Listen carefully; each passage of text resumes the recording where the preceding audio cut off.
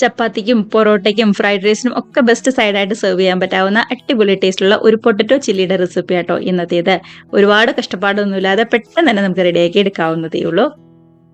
മാത്രമല്ല നമ്മുടെ കുട്ടീസിന്റെ ലഞ്ച് ബോക്സിന്റെ സൈഡിലൊക്കെ കൊടുത്തു വിടാൻ പറ്റാവുന്ന നല്ല ടേസ്റ്റി ആയിട്ടുള്ള റെസിപ്പിയും കൂടി ആട്ടോ. അപ്പൊ എല്ലാവരും മിസ് ചെയ്യാതെ ഇതുപോലെ ഒന്ന് ട്രൈ ചെയ്ത് നോക്കുക. കമന്റ്സ് ഒക്കെ ആണെന്നുണ്ടെങ്കിലും മറക്കാതെ അറിയിക്കണേ. കണ്ടു നോക്കിയാലോ എങ്ങനെയാണ് നമ്മുടെ റെസിപ്പി ചെയ്തെടുക്കുന്നതെന്ന്.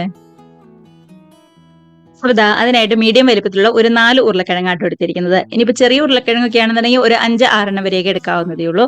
ഈ ഒരു വലിപ്പത്തിലുള്ള 4 ഉരുളക്കിഴങ്ങ് എടുത്ത് തൊലി കളഞ്ഞ് ചെറുതായിട്ട് നമുക്കൊന്നുകൂടെ കട്ട് ചെയ്തും കൂടി എടുക്കണം. തൊലി കളഞ്ഞതിന് ശേഷം 2 സൈഡും ഇതേപോലെ ഒന്നുകൂടെ കട്ട് ചെയ്ത് മാറ്റുന്നുണ്ടേ. ഇനിയിപ്പോൾ ഓരോ ഉരുളക്കിഴങ്ങും ഇതേപോലെ 4ആയിട്ട് നീളത്തിൽ കട്ട് ചെയ്തതിന് ശേഷം സാധാരണ ഫിംഗർ ഷേപ്പിൽ നമ്മൾ കട്ട് ചെയ്യുമല്ലോ, അതേപോലെ ഇങ്ങോട്ട് കട്ട് ചെയ്തെടുത്താൽ മതി. തീരെ അങ്ങോട്ട് പൊടിയാവാതെയും ഒരുപാട് വലിപ്പത്തിലും ആവാതെ ഏകദേശം ഒരേ വലിപ്പത്തിൽ ഒന്നിങ്ങോട്ട് കട്ട് ചെയ്തെടുക്കാനായിട്ട് ശ്രദ്ധിക്കുക കേട്ടോ. എങ്കിലാണ് വേവൊക്കെ കറക്റ്റ് ആയിട്ട് വരുള്ളൂ. അതിന് വേണ്ടിയിട്ടാട്ടോ. കണ്ടതാ ഈ ഒരു വലിപ്പത്തിൽ വേണം കട്ട് ചെയ്തെടുക്കാനായിട്ട്. ഇതിപ്പോ തീരെ പൊടിയായിട്ടും അല്ല, എന്നാൽ ഒരുപാട് വലിപ്പത്തിലും അല്ലാതെ ഈ ഒരു വലിപ്പത്തിൽ എല്ലാ ഉരുളക്കിഴങ്ങും കട്ട് ചെയ്തെടുക്കാം നമുക്ക്. അങ്ങനെ എടുത്ത് വെച്ചിരിക്കുന്ന 4 ഉരുളക്കിഴങ്ങ് കട്ട് ചെയ്ത് നല്ലോണം വെള്ളത്തിൽ ഒരു 2 തവണ ഒന്നും കൂടി ഒന്ന് കഴുകിയും കൂടി എടുത്തതാട്ടോ. ശരിക്കും കറിയൊക്കെ ഒന്നുകൂടെ മാറ്റിയെടുക്കാൻ വേണ്ടിയിട്ടാണ്. ഈ ഒരു വലിപ്പത്തിലാണ് എല്ലാ ഉരുളക്കിഴങ്ങും കട്ട് ചെയ്തെടുത്തിരിക്കുന്നത്.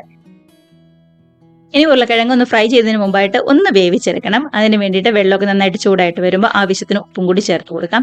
ഇതിലേക്ക് നമ്മൾ കട്ട് ചെയ്ത് വെച്ചിരിക്കുന്ന ഉരുളക്കിഴങ്ങ് കൂടി ചേർത്ത് കൊടുക്കാം കേട്ടോ. അതിനുശേഷം ഒരു 70% വേവാവുന്നവരെ ഒന്ന് വേവിച്ചെടുക്കാവേ. ഒരുപാട് അങ്ങോട്ട് വെന്ത് കുഴഞ്ഞൊന്നും പോകാനായിട്ട് നിൽക്കരുത്. അങ്ങനെയാണെന്നുണ്ടെങ്കിൽ ഫ്രൈ ചെയ്തെടുക്കാനായിട്ട് ഭയങ്കര ബുദ്ധിമുട്ടാകും. ഒരു 70% അത്രമാത്രം മതിയാവും.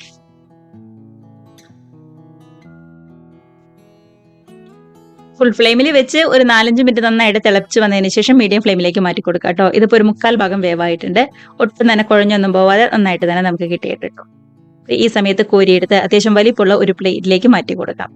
വെള്ളമൊന്നും ഒട്ടും തന്നെ ഉണ്ടാവരുതേ. അതിനാണ് ഇതേപോലെ ഒന്നും കൂടെ അരിച്ചിട്ട് നമ്മൾ മാറ്റിയെടുക്കുന്നത് കേട്ടോ. ഇതുപോലെ വലിയൊരു പാത്രത്തിലേക്ക് മാറ്റി കൊടുക്കുകയാണെന്നുണ്ടെങ്കിൽ പെട്ടെന്ന് തന്നെ ചൂടാറി വന്നോളും. അതുകൊണ്ടാണ് നന്നായിട്ട് ചൂടൊക്കെ ഒന്ന് ആറിയതിന് ശേഷം ആവശ്യത്തിന് ഉപ്പും അതേപോലെ തന്നെ 1 ടീസ്പൂൺ കുരുമുളക് പൊടിയും കാശ്മീരി റെഡ് ചില്ലിയും കൂടിയാണ് ചേർത്ത് കൊടുക്കുന്നത്. ഇതിപ്പോൾ എത്രത്തോളം കളർ വേണോ അതനുസരിച്ച് കാശ്മീരി റെഡ് ചില്ലി ചേർത്ത് കൊടുക്കാവേ. ഞാനിപ്പോൾ 1 ടേബിൾ സ്പൂൺ നിറച്ച് തന്നെ എടുത്തിട്ടുണ്ട്. കൂടെ തന്നെ 1 ടേബിൾ സ്പൂൺ നിറച്ച് തന്നെ കോൺഫ്ലവറും കൂടി ചേർത്ത് കൊടുക്കുന്നുണ്ട്. അതിനുശേഷം ഇത് 4ഉം ഉരുളക്കിഴങ്ങുമായിട്ട് നന്നായിട്ട് തന്നെ ഒന്നുകൂടെ മിക്സ് ആക്കി എടുക്കാം. നല്ലൊരു കളർ ഇടാൻ വേണ്ടിയിട്ടാട്ടോ നമ്മൾ കാശ്മീരി റെഡ് ചില്ലി ചേർത്ത് കൊടുക്കുന്നത്. വേറെ ഫുഡ് കളർ ഒന്നും തന്നെ നമ്മൾ ചേർക്കുന്നില്ല. ഇനിയിപ്പോൾ ഒട്ടും തന്നെ സമയം കളയാതെ നല്ല ചൂടായ ഓയിലിലേക്ക് ഇതുപോലെ ചേർത്ത് നന്നായിട്ട് തന്നെ 2 വശം ഫ്രൈ ആയി വരുന്നവരെ ഒന്നും കൂടെ ഫ്രൈ ആക്കി എടുക്കാം കേട്ടോ. ഒരു വശമൊക്കെ നന്നായിട്ട് മുരിഞ്ഞു കഴിഞ്ഞപ്പോൾ ഇതേപോലെ തിരിച്ചും മറിച്ചൊക്കെ ഇട്ട് കൊടുത്ത് 2 വശം നല്ലോണം തന്നെ ഒന്നും കൂടെ ക്രിസ്പിയായി വരുന്നവരെ ഫ്രൈ ചെയ്തെടുക്കുന്നുണ്ട്. നമ്മൾ ആദ്യമേ ഒരു 3/4 ഭാഗം വേവിച്ചതാണ്. അതുകൊണ്ട് തന്നെ ഫ്രൈ ആയി വരാനായിട്ട് ഒരുപാട് സമയമൊന്നും വേണ്ടി വരില്ല. പെട്ടെന്ന് തന്നെ ആയിട്ട് വന്നോളൂ. ഒരെണ്ണെടുത്ത് കഴിച്ച് നോക്കുമ്പോൾ തന്നെയാണെങ്കിലും നമുക്ക് അറിയാൻ പറ്റും കേട്ടോ ഫ്രൈ ആയി വന്നിട്ടുണ്ടോ എന്ന്. അപ്പൊ ഇതേപോലെ കോരിയെടുത്ത് മാറ്റി വെച്ച് അടുത്ത ബാച്ചും പെട്ടെന്ന് ഫ്രൈ ചെയ്തെടുക്കാം. ഇനി നമുക്ക് റെഡിയാക്കി എടുക്കാനായിട്ട് അത്യാവശ്യം വലിപ്പമുള്ള ഒരു പാനിലേക്ക് നമ്മളിപ്പോൾ ഫ്രൈ ചെയ്ത അതേ ഓയിൽ തന്നെ ഒരു 2 ടേബിൾ സ്പൂൺ ചേർത്ത് കൊടുക്കുന്നുണ്ട്. ചൂടായിട്ട് വരുമ്പോൾ 1 ടീസ്പൂൺ ഇഞ്ചിയും വെളുത്തുള്ളിയും ചെറുതായിട്ട് ചോപ്പ് ചെയ്തതാണ്, അതും കൂടി ചേർത്ത് കൊടുക്കാം. പച്ചമണം പതുക്കെ ഒന്നുകൂടെ മാറി വരുമ്പോൾ ഒരു 2 പച്ചമുളക് ഇതേപോലെ നീളത്തിൽ കട്ട് ചെയ്തും കൂടി ചേർത്ത് കൊടുക്കുന്നുണ്ട്. എരിവൊന്ന് നോക്കാം, അതനുസരിച്ച് മാത്രം ചേർത്ത് കൊടുത്താൽ മതി കേട്ടോ.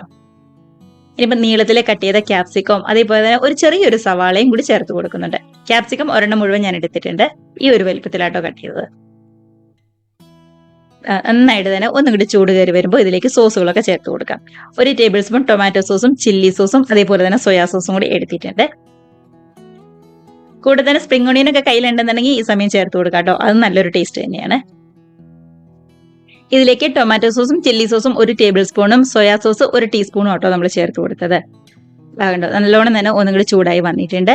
ഇനിയിപ്പോൾ കോൺഫ്ലവർ ഒരു 2 ടേബിൾ സ്പൂൺ കോൺഫ്ലവറിലേക്ക് 1/4 കപ്പ് വെള്ളവും കൂടി ചേർത്ത് കട്ടകളൊന്നും ഇല്ലാതെ മിക്സ് ആക്കി നമ്മുടെ ഈ ഗ്രേവിയിലേക്ക് ആണ് ചേർത്ത് കൊടുക്കുന്നുണ്ട്.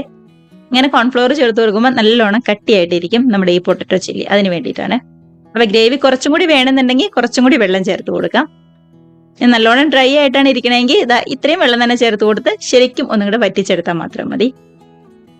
ഒന്നും കൂടെ തിളച്ച് വരുമ്പോൾ നമ്മൾ ഫ്രൈ ആക്കി വെച്ചിരിക്കുന്ന പൊട്ടറ്റോയും കൂടി ചേർത്ത് കൊടുത്ത് എല്ലാം കൂടി നന്നായിട്ട് തന്നെ ഒന്നും കൂടെ മിക്സ് ആക്കി യോജിപ്പിച്ചെടുക്കാം. ഈ സമയത്തൊക്കെ ഉപ്പ് നോക്കുക, കുറവാണെന്നുണ്ടെങ്കിൽ അതനുസരിച്ച് കുറച്ചും കൂടി ചേർത്ത് കൊടുക്കാം കേട്ടോ. ഒരു 2 ടേബിൾ സ്പൂൺ വെള്ളവും കൂടി ചേർത്ത് കൊടുക്കുന്നുണ്ട്. ഏറ്റവും ലാസ്റ്റ് ആയിട്ട് പൊടിയായിട്ട് കട്ട് ചെയ്ത മല്ലിയിലയും കൂടി ചേർത്ത് നന്നായിട്ട് തന്നെ ഒന്നും കൂടി മിക്സ് ആക്കി എടുത്താലുണ്ടല്ലോ നമ്മുടെ ചില്ലി പൊട്ടറ്റോ ഇവിടെ റെഡി ആയിട്ടുണ്ട്. ഇത്രയേ ഉള്ളൂ. ഗ്രേവിയൊക്കെ അതനുസരിച്ച് ഒന്ന് നോക്കി മാത്രം ചേർത്ത് കൊടുക്കാം കേട്ടോ. ഞാൻ ഈ ഒരു പരുവത്തിലാണ്, ഒരു സെമി ഗ്രേവി പരുവത്തിലാട്ടോ എടുത്തിരിക്കുന്നത്. ഒരുപാട് ഗ്രേവി കൂടുതലും ഇല്ല, എന്നാൽ ചെറിയൊരു ഗ്രേവി ഉണ്ട് താനും, ഒരു ചെറിയൊരു കുഴമ്പ് പരുവം അതാണ്. കണ്ടോ, എല്ലാം കൂടി നന്നായിട്ട് യോജിച്ച് അടിപൊളിയായിട്ട് തന്നെ വന്നിട്ടുണ്ട്. അതെ, ഇത്രയേ ഉള്ളൂ നമ്മുടെ റെസിപ്പി എന്ന് പറയുന്നത്. കുറച്ച് സ്പ്രിംഗ് ഓണിയനൊക്കെ മേളിൽ ചേർത്ത് കൊടുക്കാനുണ്ടെന്നുണ്ടെങ്കിൽ കുറച്ചും കൂടി നല്ല ടേസ്റ്റ് ഉണ്ടാവും. എൻ്റെ കയ്യിൽ ഇപ്പോൾ അതില്ലാത്തതുകൊണ്ട് മാത്രമാട്ടോ ഞാൻ ചേർത്ത് കൊടുക്കായിരുന്നത്. അപ്പം മിസ് ചെയ്യാതെ എല്ലാവരും ട്രൈ ചെയ്ത് നോക്കുക. നല്ല ചൂട് ചപ്പാത്തിയുടെയും ഫ്രൈഡ് റൈസിന്റെയും ഒക്കെ കൂടെ ബെസ്റ്റ് സൈഡായിട്ട് സെർവ് ചെയ്യാൻ പറ്റാവുന്ന അടിപൊളി റെസിപ്പി തന്നെയാണ്. കൂടെ തന്നെ കമന്റ്സ് ഒക്കെ ആണെന്നുണ്ടെങ്കിലും മറക്കാതെ അറിയിക്കുക കേട്ടോ. അതേപോലെ തന്നെ വീഡിയോ റെസിപ്പി നിങ്ങൾക്ക് ഇഷ്ടമായിട്ടുണ്ടെങ്കിൽ ഒന്ന് ലൈക്ക് അടിച്ച് ഷെയറും കൂടി ചെയ്യാനും, ആദ്യമായിട്ട് നമ്മുടെ ചാനൽ അറിയാൻ കാണുന്നവരുണ്ടെങ്കിൽ നമ്മുടെ ചാനലും കൂടി ഒന്ന് സബ്സ്ക്രൈബ് കൂടി ചെയ്യാനായിട്ട് മറക്കല്ലേ. അപ്പം നമുക്ക് ഇതേപോലുള്ള പുതിയ അടിപൊളി വീഡിയോസും റെസിപ്പീസും ഒക്കെ ആയിട്ട് വീണ്ടും കാണാം. അതുവരെ എല്ലാവരും അടിപൊളിയായിട്ട് ഹാപ്പി, ഹെൽത്തി, സേഫ് ആയിട്ടിരിക്കുക. ബൈ.